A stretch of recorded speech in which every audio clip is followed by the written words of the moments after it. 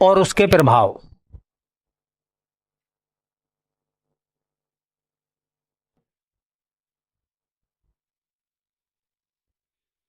Question बनाते हुए चलेंगे, समझने की कोशिश भी करेंगे।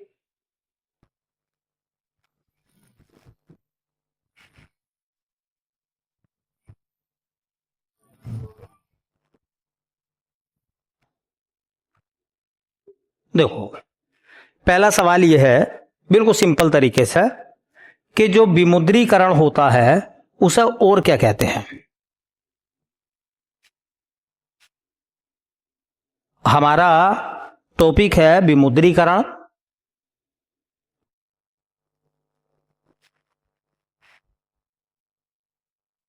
डिमोनेटाइजेशन।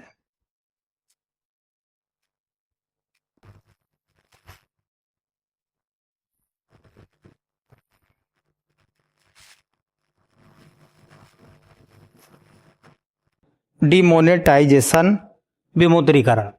अच्छा देखो, ये जो चैप्टर है यूपी पुलिस में भी है या नहीं है? ये चैप्टर आपका एसआई में भी है, तो फायदा तो है, कहीं भी पढ़ लीजिए। विमुद्रीकरण को और क्या कहते हैं, तो नोटबंदी। देहाती भाषा में, गांव देहात की भाषा में हमने इसे क्या नाम दिया, इसका अन्य नाम क्या है? अन्य नाम है नोटबंदी। अच्छा, नोटबंदी होने का मतलब क्या है? नोट बंद हो गए। क्यों भाई? भाई नोटबंदी का को कैसे एक्सप्लेन हम लोग करेंगे? नोटों का बंद हो जाना। अच्छा, नोट बंद हो गए तो नोट जेल में पहुंच गए, या नोट अब चलन में नहीं है? चलन में नहीं है। तो इसमें क्या होता है, देखो, इसमें सरकार पुरानी मुद्रा को बंद करती है या एक नई मुद्रा इकाई को अलग करती है। ठीक है, तो नोटबंदी में क्या होता है, देखो, इसमें सरकार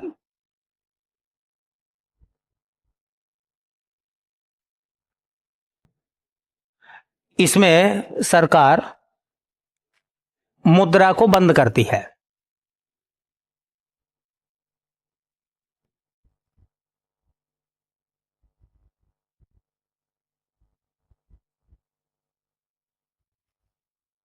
इसमें जो गवर्नमेंट है वो मुद्रा को क्या कर देगी?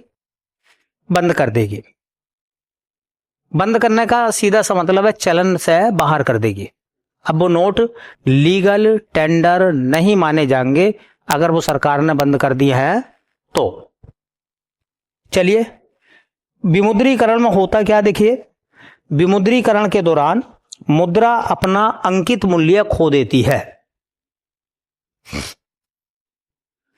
देखिए, विमुद्रीकरण के दौरान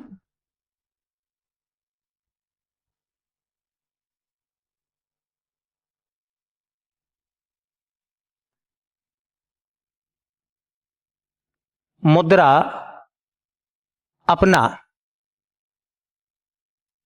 अंकित मूल्य खो देती है। अभी अंकित मूल्य खोने का मतलब क्या है? क्या उस पर से लिखा हुआ मिट जाता है? ये क्या मीनिंग है? क्या नोट पे 500 रुपए लिखे हुए मिट गए? हाँ, देखो, विमुद्रीकरण के दौरान जब नोटबंदी हुई थी तो 500 और 1000 के नोट बंद हुए थे। तो जो 500 और 1000 रुपए के नोट पर अंकित मूल्य छपा हुआ था, 500 बना हुआ था और 1000 वाले पे 1000 बना हुआ था, वो क्या हो गए? खत्म हो गए। तो विमुद्रीकरण में होता क्या है कि जिस नोट को बंद किया जाता है उसका अंकित मूल्य खत्म हो जाता है। अगर किसी नोट का अंकित मूल्य खत्म हो गया तो वो कागज का टुकड़ा बन गया, फिर अब वो करेंसी नहीं है। यह है, आज तुम पुराना वाला 500 रुपए का नोट किसी को दे दो, बोले लो भाई साहब 250 में चला लियो। अच्छा, वो 250 में चला के वो फायदे में है? वो तो 1 रुपए का भी ना, तो क्या कूड़े में को डाल दे, डस्टबिन में को है। ये तो ऐसे हो गए जैसे बच्चों के चूरन वाले नोट। बोलो, कोई उनका मीनिंग नहीं है, तो अंकित मूल्य खो देती है। एक सवाल और आता है, विमुद्रीकरण कैसी एक्टिविटी है? तो देखो, विमुद्रीकरण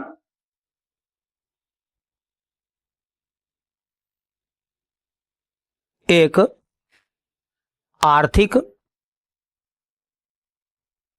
गतिविधि है।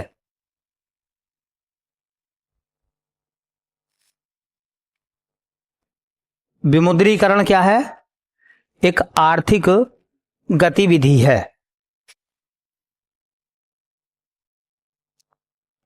विमुद्रीकरण क्या है?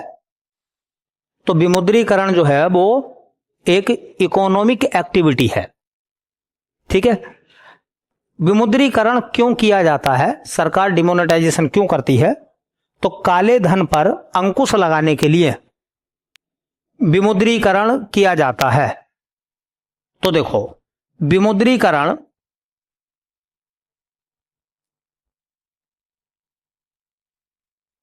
के कारण क्या हो सकते हैं?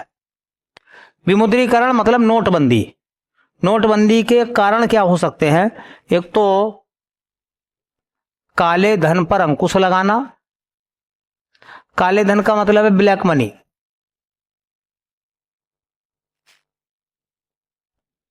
ब्लैक मनी पर अंकुश लगाना।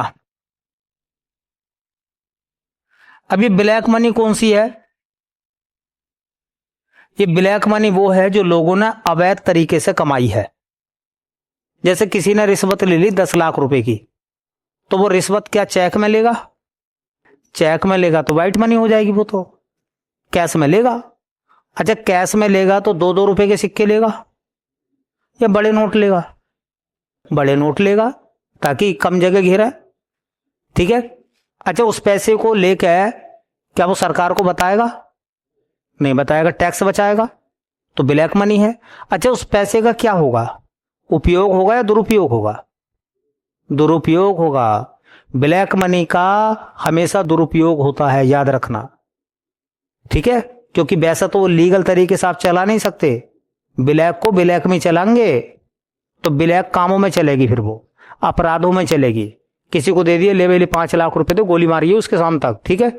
दूसरा भाग गया, गोली मार का आ गया, 5 लाख रुपए पकड़े हुए निकल गया वो भी। समझो मेरी बात, गलत काम तो है कि नहीं है? तो ब्लैक मनी का इस्तेमाल गलत कामों में ही होता है। और क्या है कि लोग जब ब्लैक मनी कर लेते हैं ना, तो इकट्ठा कर लेते हैं पैसा, अपने कमरे भर लेते हैं कमरे, और फिर वो बादशाहत करते हैं। ठीक है। जबकि उन्होंने देश के सिस्टम का दुरुपयोग किया है, अलग गलत तरीके से पैसा कमाया है, और उसका इस्तेमाल गलत कामों में होगा। फिर तो देश में अराजकता और अनैतिकता फैलेगी कि नहीं फैलेगी? फैलेगी, लाजमी है। दूसरा, जाली नोटों को रोकना। जाली नोटों को रोकना। देखिए, मैंने धुरंधर 2 तो देखी नहीं, लेकिन धुरंधर 2 में यह बताया गया है कि जो प्रधानमंत्री नरेंद्र मोदी ने नोटबंदी करी थी, उसके पीछे उन्होंने कुछ बताया है कि पाकिस्तान के रास्ते से नेपाल के रास्ते भारत में जाली नोटों की बहुत बड़ी खेप आ रही थी। अगर वो खेप भारत में आ जाती, वो नोट इतने हुबेहू थे कि वो भारतीय मार्केट में दंदना के चलते। तो बताइए, जब नकली नोट चलते तो ओरिजिनल नोट खत्म हो जाते कि नहीं हो जाते? भाई, मैंने तुम्हें नकली नोट दिया 500 का, 1000 का, तुमसे असली ले लिया, चाहे 400 रुपए ले लिए, तो वो तो ओरिजिनल है ना जो मैंने लिए हैं। वो पैसा मैं लेकर सेफ रखूंगा कि नहीं रखूंगा? तो पूरे मार्केट में कैसा पैसा हो जाता? नकली। तो बताया गया है, मैंने फिल्म देखी नहीं है। ठीक है, देखूंगा किस दिन टाइम मिलेगा तो, कि क्या क्या सीन है। लेकिन मैंने चर्चाएं उसकी न्यूज पर बहुत सुनी थी कि उसमें यह सीन भी दिखाया गया है कि डिमोनेटाइजेशन जो मोदी जी ने करा था, उसके पीछे का एक कारण जाली नोटों का भारत में आना भी था। ठीक है।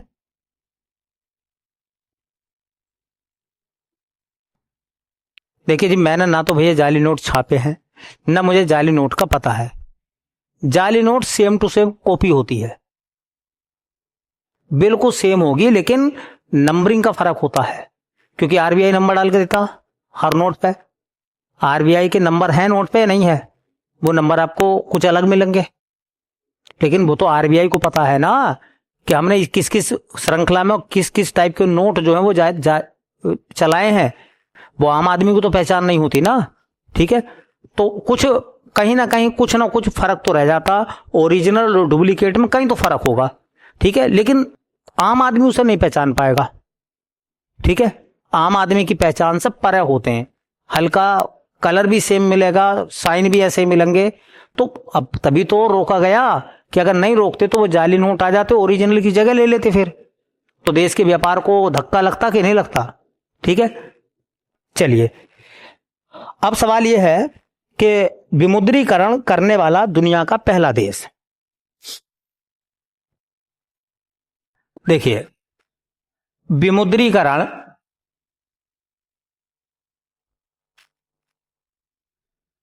करने वाला पहला देश, वैसे तो बहुत सारे देशों ने विमुद्रीकरण किया है, जैसे उनमें यूएस भी है, घाना है। इन देशों ने भी डिमोनेटाइजेशन किया है समय समय पर। वैसे विमुद्रीकरण करना कोई बुरी बात नहीं है। ठीक है, अर्थव्यवस्था में नयापन आना चाहिए। ठीक, चलिए अगला सवाल। क्वेश्चन पूछा था कि आरबीआई की किस धारा के तहत, आरबीआई अधिनियम की किस धारा के तहत डिमोनेटाइजेशन होता है। ठीक है, तो दो धाराएं हैं, उनको मैं बताऊंगा क्या क्या है, पहले आप नोट कर लीजिए दोनों बातें।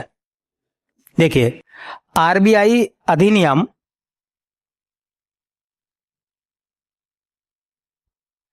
उसे कहते हैं आरबीआई एक्ट 1934।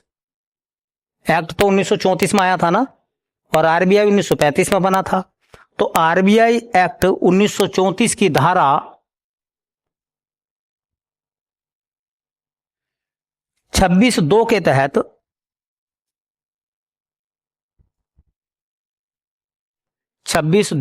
तहत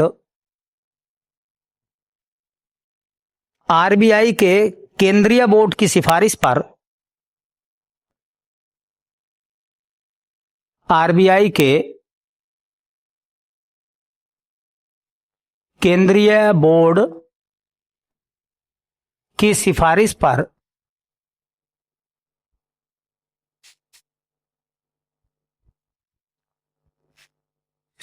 पर केंद्र सरकार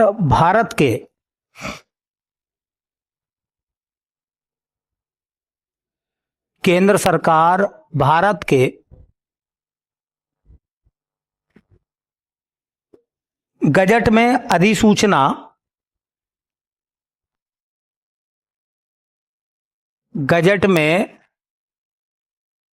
अधिसूचना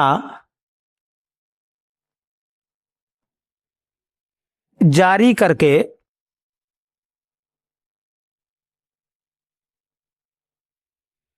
किसी भी श्रृंखला व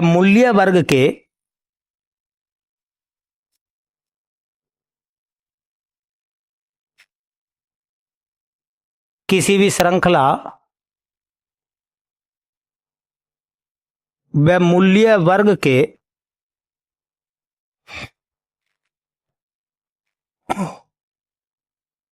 नोट को बंद कर सकती है।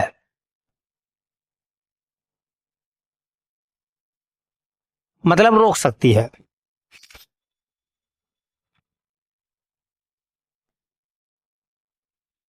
दूसरा पॉइंट, आरबीआई एक्ट 1934 की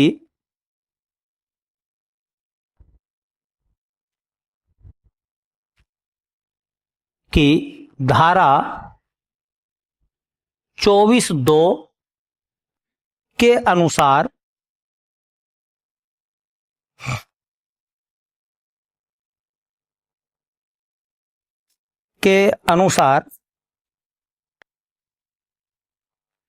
केंद्रीय बोर्ड के सुझाव पर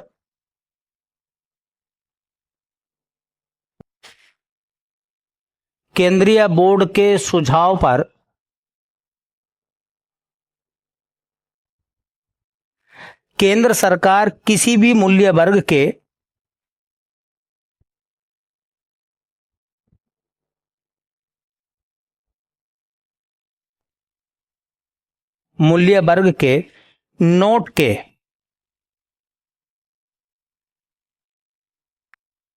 नोट के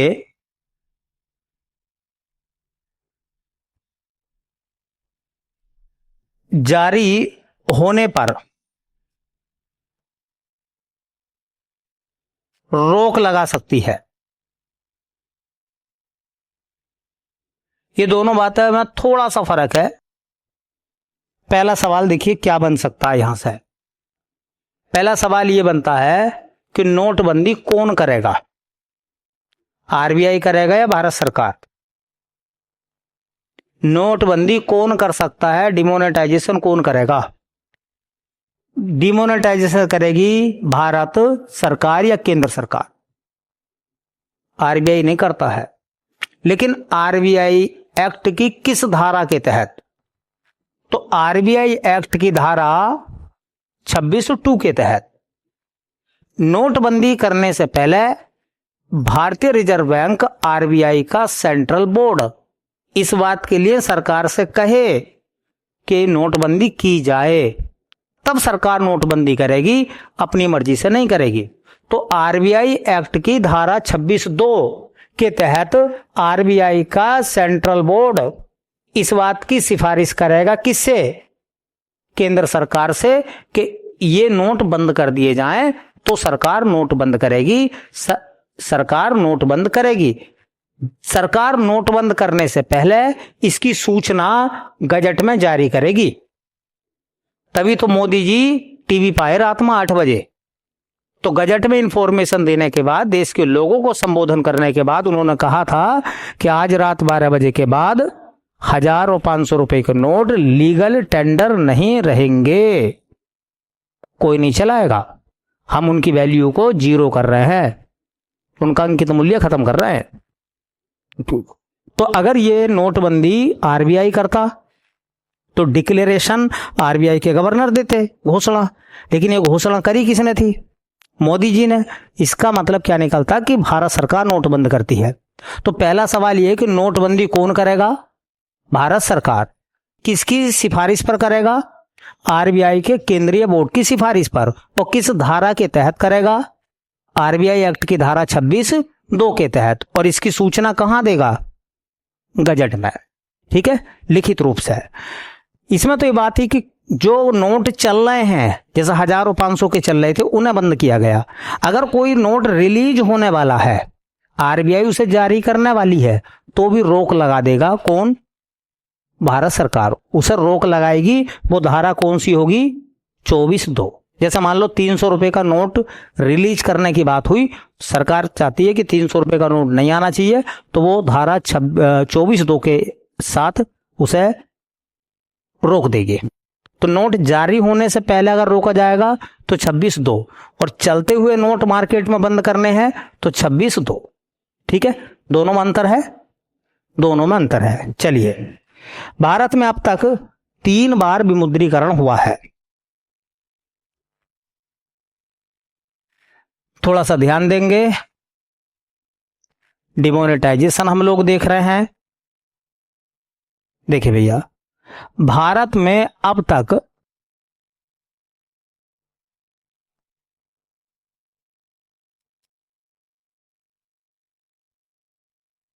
3 बार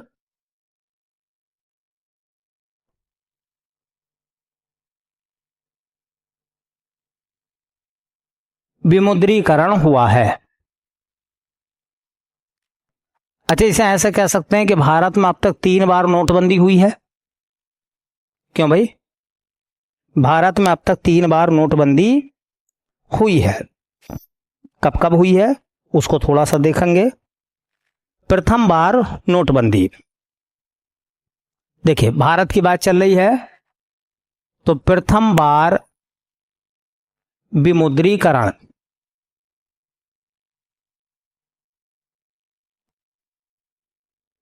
भारत में पहली बार नोटबंदी कब हुई थी?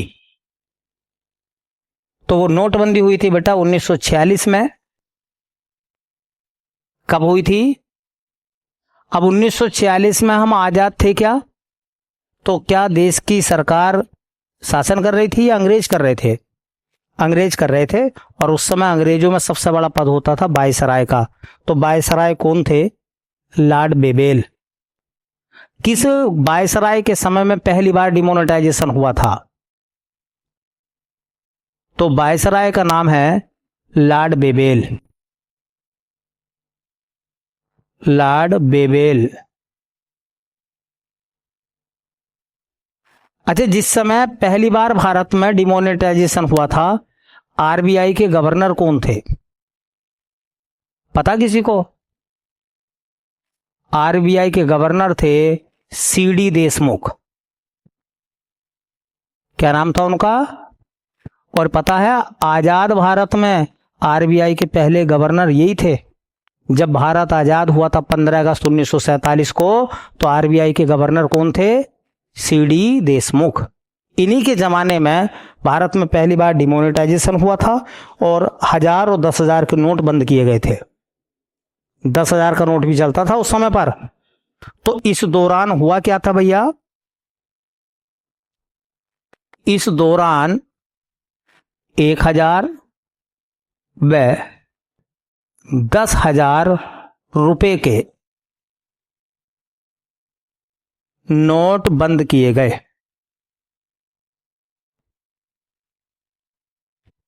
और मैं बता दूं, आरबीआई एक्ट 1934 के तहत आरबीआई अधिकतम कितने मूल्य वर्ग का नोट छाप सकता है? 10,000। हमारे यहां आरबीआई एक्ट 1934 के तहत अधिकतम कितने मूल्य वर्ग का नोट छप सकता है? 10,000। चलिए, पहली बार डिमोनेटाइजेशन हो गया। चलो, दूसरी बार विमुद्रीकरण। दूसरी बार विमुद्रीकरण। भारत में दूसरी बार नोटबंदी हुई, डिमोनेटाइजेशन हुआ। कब हुआ? तो 16 जनवरी 1978 को।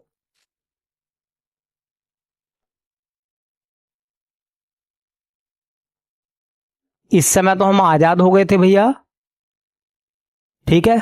1978 में जिस समय नोटबंदी हुई थी दूसरी बार, देश के प्रधानमंत्री कौन थे? हाँ, पहले गैर कांग्रेसी प्रधानमंत्री थे, नाम उनका मोरारजी देसाई। ये पहले गैर कांग्रेसी प्रधानमंत्री थे, मोरारजी देसाई। जिस समय दूसरी बार नोटबंदी हुई थी, बताओ देश के राष्ट्रपति कौन थे? 1978 में देश के प्राइम मिनिस्टर कौन थे? नीलम संजीव रेड्डी। नीलम संजीव रेड्डी। ऐसे ऐसे सवाल पूछ रहा है एग्जामिनर, ठीक है। जिस समय दूसरी बार डिमोनेटाइजेशन हुआ था, आरबीआई के गवर्नर कौन थे?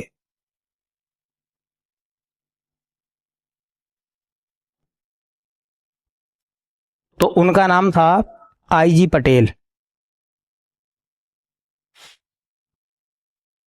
आईजी पटेल। उस समय वित्त मंत्री कौन थे भारत के? फाइनेंस मिनिस्टर, क्योंकि वित्त मंत्री के हाथों में सब कुछ होता है। उनका नाम था हरि भाई एम पटेल।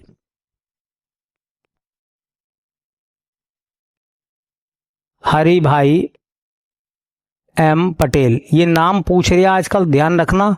ऐसे ऐसे नाम, वित्त मंत्री कौन थे, आरबीआई के गवर्नर कौन थे। हुआ क्या था इस दौरान? 10,000, 1,000, 5,000 व 10,000 के नोट बंद किए गए। इस दौरान 1,000, 5,000 व 10,000 रुपए के नोट बंद किए गए। ठीक है, 46 में 10,000 का नोट बंद हो गया था, फिर चल गया, फिर बंद करा गया। इससे संबंधित एक सवाल पूछा है, ये जो नोटबंदी हुई थी भारत में दूसरे नंबर की, ये किस अधिनियम के आधार पर हुई थी? तो ये आरबीआई एक्ट 1934 नहीं है, बल्कि डिमोनेटाइजेशन के लिए अलग से रूल बनाया गया था 1978 वाला। तो उसे ऐसा पढ़ेंगे, इस नोटबंदी को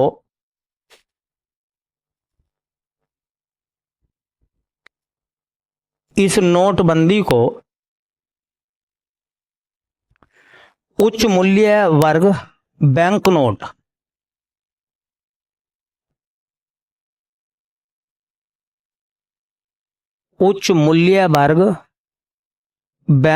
नोट विमुद्रीकरण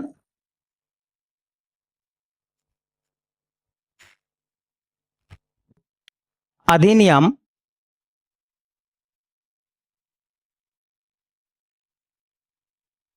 1978 के तहत किया गया।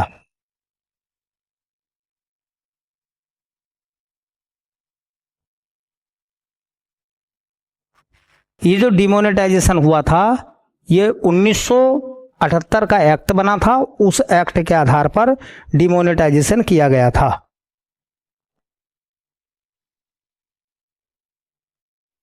भारत में कितनी बार डिमोनेटाइजेशन हुआ है? तो 46 में, 78 में और 2016 में। तीसरी बार नोटबंदी, तीसरी बार विमुद्रीकरण,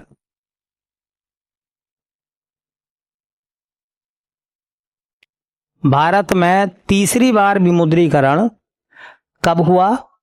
डेट से ही सवाल आता है, 8 नवंबर 2016 को। 8 नवंबर 2016 को ये डिमोनेटाइजेशन कब हुआ? 8 नवंबर 2016 को। कौन थे प्रधानमंत्री? ये नाम तो कोई भूलेगा ही नहीं, प्रधानमंत्री नरेंद्र मोदी, है ना। 8 नवंबर को रात 8 बजे टीवी पर आकर उन्होंने राष्ट्र को संबोधित करा। वो आवाज आज भी हमारे और आपके कानों में है, क्या कहा था। ठीक है, चलिए, देश के उस समय राष्ट्रपति कौन थे जब तीसरी बार डिमोनेटाइजेशन हुआ था? तो राष्ट्रपति का नाम सबको पता है, प्रणब मुखर्जी। हमारे वित्त मंत्री कौन थे? वित्त मंत्री अरुण जेटली। और आरबीआई के गवर्नर कौन थे? आरबीआई के गवर्नर कौन थे? तो उर्जित पटेल, उर्जित पटेल। दूसरी बार में आईजी पटेल थे और तीसरी बार में उर्जित पटेल थे। और नोट कौन कौन से बंद हुए थे भाई? नोट कौन कौन से बंद हुए थे? तो इस दौरान 500 व 1000 रुपए के नोट बंद किए गए।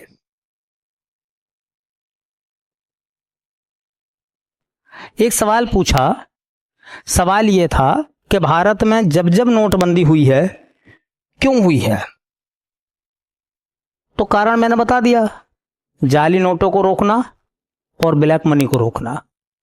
ब्लैक मनी और जाली करेंसी को रोकने के लिए हर बार नोटबंदी की जाती है, कभी भी हो, यही दो कारण ऑप्शन में आते हैं। ठीक है, सवाल यह पूछा गया था कि नोटबंदी का समर्थन किस बैंक ने करा था? जी, भारत की किस बैंक ने नोटबंदी का समर्थन करा था? तो बिना आरबीआई के सिफारिश के नोटबंदी हो जाएगी? आरबीआई एक्ट 1934 की धारा चाहे 26(2) लगा लो या 24(2) लगा लो, आरबीआई का केंद्रीय बोर्ड जब तक लो इसकी सिफारिश नहीं करेगा क्या नोटबंदी हो जाएगी? तो यही सवाल तो था कि नोटबंदी का समर्थन आरबीआई द्वारा किया गया था। ठीक है, तो हर बार आरबीआई समर्थन करती है नोटबंदी का। तो ये बात नोट कर लें। बच्चे लगा देते हैं एसबीआई, आरबीआई, कुछ तो पीएनबी लगा भागेंगे, है नहीं, कुछ तो प्रथम बैंक भी लगा देंगे। ठीक है, हाँ जी। तो ऐसा कहेंगे हम कि नोटबंदी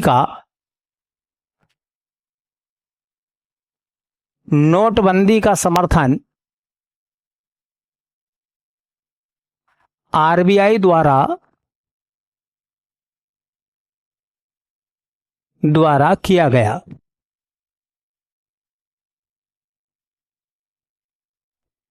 नोटबंदी का समर्थन किसने करा?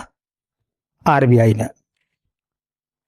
अब उस समय तुमने सुना भी होगा कि कुछ लोग अपने पैसे को ठिकाने लगा रहे थे, एक दूसरे के खाते में डलवाने की कोशिश कर रहे थे जिनके पास ब्लैक मनी थी। खैर हमसे तो कोई मिला नहीं कि हमारे पैसे जमा कर लो, हम तो कर लेते, लेकिन करते कहां से, कोई मिला ही नहीं। तुमने शिकायतें जरूर सुनी होंगी। अच्छा देखो, जिसके पास थोड़े से रुपए होंगे उन्होंने तो किनारे लगा दिए होंगे, लेकिन जिसके पास होंगे कैश के रूप में 20 करोड़ रुपए, उसका क्या हाल होगा? तो आपने देखा होगा ना कि कुछ लोग ट्रस्ट में चले गए, वहां गुल्लक होती है, मंदिर मस्जिद गुरुद्वारा, वहां भरी आए चुपके से, है ना। भगवान जी कह रहे होंगे बाबले बंद हो गए भैया, है मैं क्या करूंगा इनका। तो कुछ सोच रहे कि अब दान लग जाएगा। अब दान अब क्या लगेगा, अब तो रद्दी हो गई, कबाड़ा भरी आए, है। कुछ लोगों को सुना होगा नोटों में आग लगा दी, क्योंकि उन्हें पता था कि जो इनकम टैक्स डिपार्टमेंट है वो रेड लगा रिया है, वो निशाने पर रख रिया है कि कौन लोग हैं जिनके पास पैसा इकट्ठा है। फिर पूछेंगे उनसे कहां से आया, ठीक है। फिर पूछेंगे इतने सारे रुपए जो ला रहे हो कैश में निकाल के कि हमारे जमा कर लो, ये कहां से आ रहे हैं, इनका हिसाब दो अब तो, ठीक है। तो ऐसे में लोग अपने गर्दन को बचाने के लिए क्या कर रहे थे, कुछ पैसे में आग लगा रहे थे, कुछ फेंक भागे, कुछ किसी को हाँ इधर उधर उसने ट्रस्ट व्रस्ट में फेंक दिए। तो इस तरीके से लोग कर रहे थे। अब इनसे पूछो पहले इस्तेमाल कर लेते, है, गरीबों को दे देते, कुछ कर लेते तो फायदे में रहते। तो सवाल ये निकल कर आता है कि नोटबंदी के बाद एक ऑपरेशन चला था, उसे कहते हैं स्वच्छ धन अभियान। स्वच्छ धन अभियान, अंग्रेजी में कहते हैं उसको ऑपरेशन क्लीन मनी।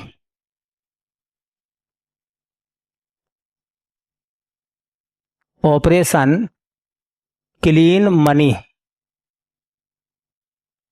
अब यहां से 2-3 सवाल बनेंगे। जैसा सवाल बनेगा कि ऑपरेशन क्लीन मनी ये कब चलाया गया और किसने चलाया, ठीक है। यह पूछेंगे कि नोटबंदी के दौरान कौन सा अभियान चलाया गया था, ठीक है। तो सुनो, यह ऑपरेशन कब से कब तक चला? तो समय था 9 नवंबर से और यह चला 30 दिसंबर तक, 30 दिसंबर 2016 तक। किसने चलाया? तो विभाग कौन सा था? विभाग था आयकर विभाग।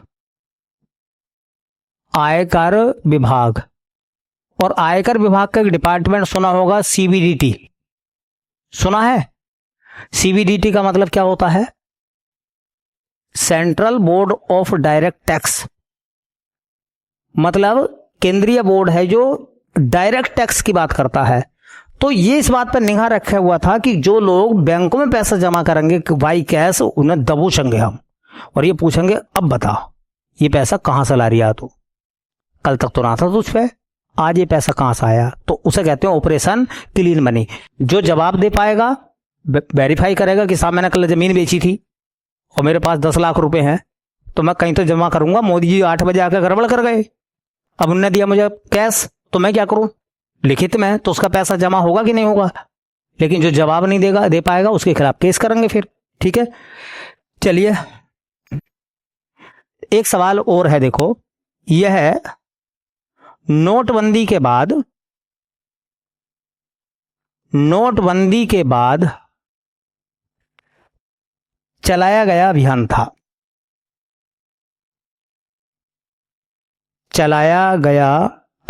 था। तो सवाल यह पूछा था कि नोटबंदी के तुरंत बाद कौन सा अभियान चला था?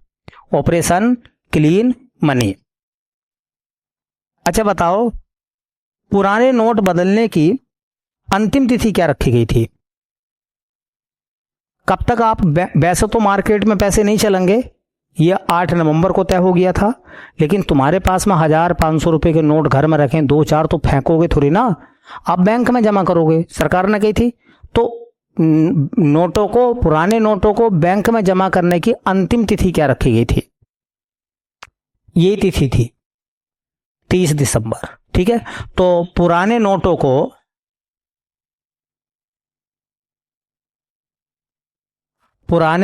को बैंक में, मतलब अपने खाते में, बैंक में जमा करने की अंतिम तिथि सरकार ने कह दिया 8 नवंबर को मार्केट में नहीं चलेंगे, लेकिन बैंक में आप जमा कर सकते हैं।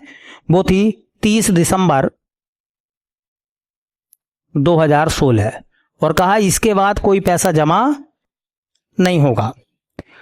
तो 30 दिसंबर तक लोगों ने, जिसके पास भी 1000 और 500 रुपए के नोट होंगे, बैंक में जमा कर दिए। अब यह सवाल पुलिस में पूछा गया था कि कितने % नोट बैंक में पहुंचे थे। आया था सवाल, पिछले साल पुलिस में सवाल आया था कि कितने % नोट 30 दिसंबर 2016 तक बैंकों में जमा हो गए थे। तो ऐसे लिखेंगे, दिसंबर 2016 तक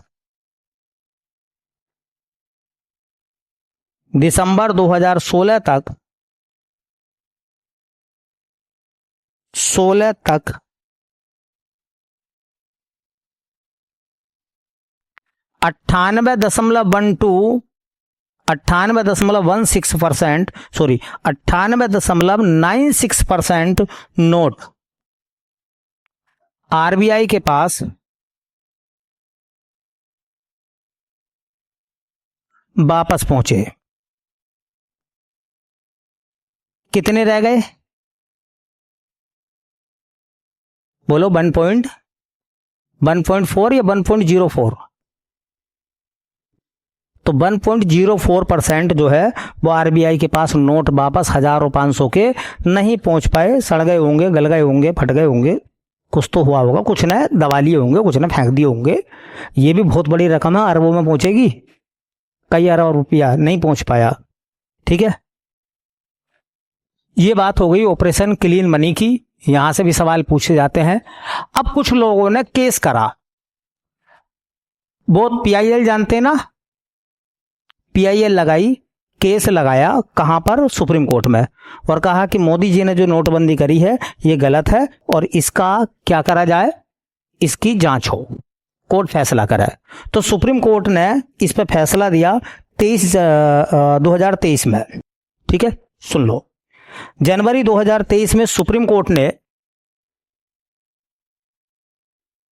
देखिए, जनवरी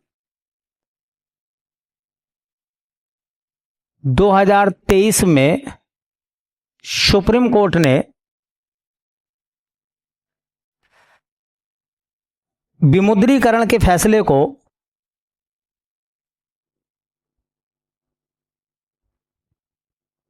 विमुद्रीकरण के फैसले को 4-1 के बहुमत से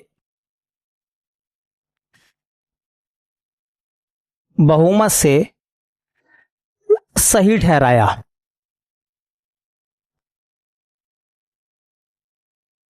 मतलब सुप्रीम कोर्ट के 5 जज बैठे। कितने जज? 5 जज बैठे इस फैसले में, और 5 में से 4 जजों ने पक्ष में वोट दिया कि नोटबंदी सही हुई थी, और 1 जज ने विपक्ष में वोट दिया जिन्होंने ये कहा कि नोटबंदी गलत हुई थी। सुप्रीम कोर्ट का जो फैसला होता, हमेशा याद रखें, वो बहुमत का फैसला होता है, सर्वसम्मति का नहीं होता। 5 जजों में से अगर 4 जज ठीक बता रहे हैं या 3 जज भी ठीक बताते तो ये फैसला सही माना जाता। ठीक है, कौन कौन से 5 जज थे जिनमें से 4 ने सही फैसला ठहराया? एक थे एस अब्दुल नजीर, एस अब्दुल नजीर जो शायद आंध्र प्रदेश के गवर्नर भी है इस समय। एक थे बी आर गवई जो रिटायर हो गए हैं। गवई साहब तो रिटायर हो गए ना। एक है ए एस बोपन्ना,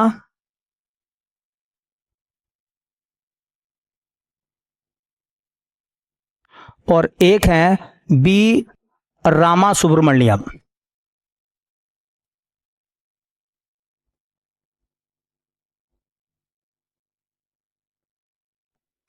और जो 4 जजों में से एक जज थे उनका नाम था बी वी रत्ना नागरत्ना।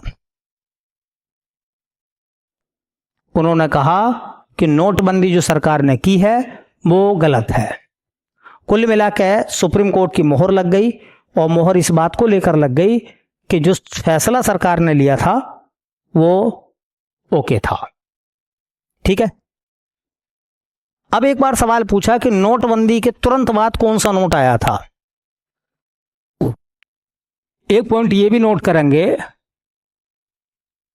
नोटबंदी के बाद के तुरंत बाद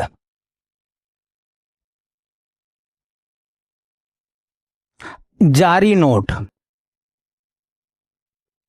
सरकार ने नोटबंदी के तुरंत बाद एक नोट जारी करा, वो भी कितने का, और इसने बड़ी किल्लत पैदा करी है ना। टूटे हुए ना, खुले हुए नोट ना। कोई ले रिया है 20 रुपए का सामान, 2000 रुपए का नोट ले गया, बेचारे का सारा गल्ला ले गया है। बोलो ऐसा हुआ कि नहीं हुआ है? भाई साहब 1 किलो चीनी दे दो, उनने चीनी दे दी 40 रुपए की, उनने 2000 का नोट दे दिया। अब बताओ तुम 1960 रुपए में सारा जो गल्ला भरा हुआ था ना उसका सब खत्म। अब बैठा सुबह शाम तक, फिर दूसरा आ गया, भाई साहब है ना 10 रुपए की मिर्चें दे दियो। बोले निकल ले भाई साहब, टूटे हुए पैसे दे, मेरे पास खुले पैसे नहीं है। तो इससे बड़ी दिक्कत हुई है। फायदा देखो, अभी बात करेंगे इस मामले को लेकर, किसे फायदा था और किसे नुकसान था। ठीक है, इस मामले को लेकर भी, ये जो नोट शुरू हुआ था ये कब शुरू किया गया था? तो 10 नवंबर 2016 को। इस नोट का साइज पूछा था एक पेपर में। 2000 रुपए के नोट का जो आकार था उसकी लंबाई 166 mm और जो चौड़ाई थी वो मात्र 66 mm। इस नोट पर चित्र भी बना हुआ था मंगलयान का, मिशन मंगल का।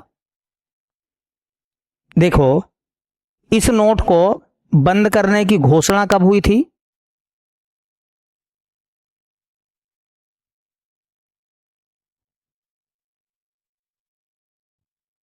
वो हुई थी 19 मई 2023 को। बैंक में जमा करने की अंतिम तिथि, बैंक में जमा करने की अंतिम तिथि कि आप इस नोट को बैंक में जमा कर सकते हैं 30 सितंबर 2023। मई, जून, जुलाई, अगस्त, सितंबर, इतना समय दिया गया। आरबीआई के पास कितने नोट वापस गए ये डिक्लेरेशन बाद में आया है। आरबीआई के पास वापस नोट कितने पहुंचे? तो वो 98.12% नोट पहुंचे 31 दिसंबर 2024 तक।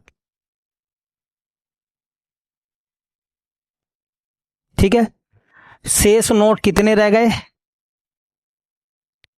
बोलो भाई। 1.88%। और पता है इनकी कीमत कितनी थी?